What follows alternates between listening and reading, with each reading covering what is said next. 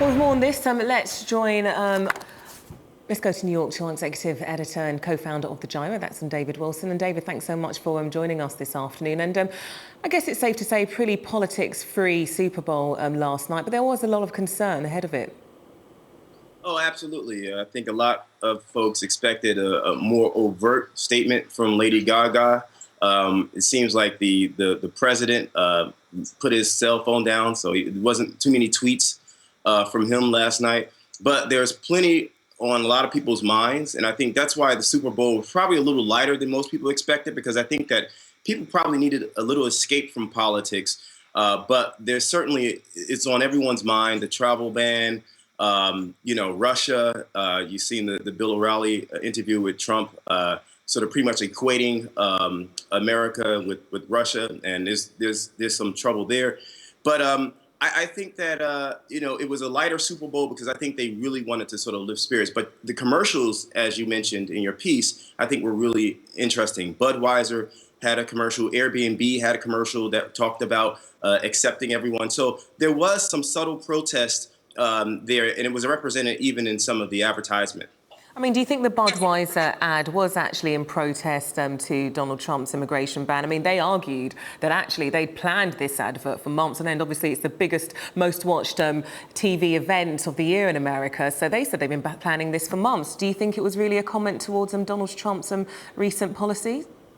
I don't think it was completely coincidental. I mean, you got to keep in mind, he's been president for about 2 or 3 weeks, but this is the rhetoric that we've been hearing from his side for months now. So I think Budweiser, they do a lot of consumer sort of testing and ad testing. And so I think that they knew that this would hit a chord with the American people. OK, well, let's take a look at Donald Trump's response from this judge in Seattle who actually has put a hold on that travel ban. Now, just before we actually watched the Super Bowl, he said, "I've instructed Homeland Security to check people coming into our country very carefully.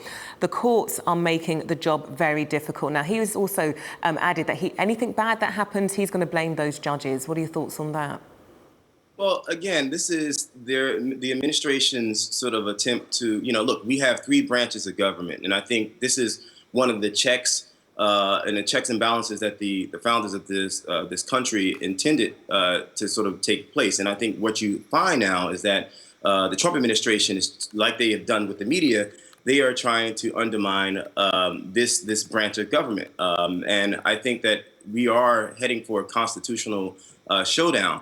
But it's unfortunate that this president doesn't have a respect for law, that he believes that he is a dictator, that his way should go, and that there should be no opposition. And you're seeing that. And what's so troubling about that is you're seeing that really aggressively, not just with this judge, but you're also seeing that with the media. His top advisor, Steve Bannon, called the media the opposition party. So you're seeing this with anyone who sort of stands up to Trump. You see a real concerted effort to try to delegitimize them and to take them out. But he is president of the United States. He was voted for by your people. Do you think it's right that judges should undermine or are undermining the president in this way? Well, he was elected through the Electoral College. You got to remember that he did not win the popular vote. As a matter of fact, he's 3 million short, 3 million votes short of what Hillary Clinton had. So I think that there is a overreaching on his part. He does not have a majority. He does not have a mandate. And rather than try to do something that's a little bit more inclusive, he's actually been even more extreme than I think most people believed that he would be in his first, 2 weeks or 3 weeks of his presidency. And we're also getting news here of actually families being reunited while this temporary hold on that ban is being put in place. I mean, what sort of other effects do you think we could see happening here? While indeed Donald Trump, he's just waiting for his lawyers to respond. We should get that response later on this afternoon. But in the meantime, people are now coming together who originally weren't able to get into the country. Absolutely.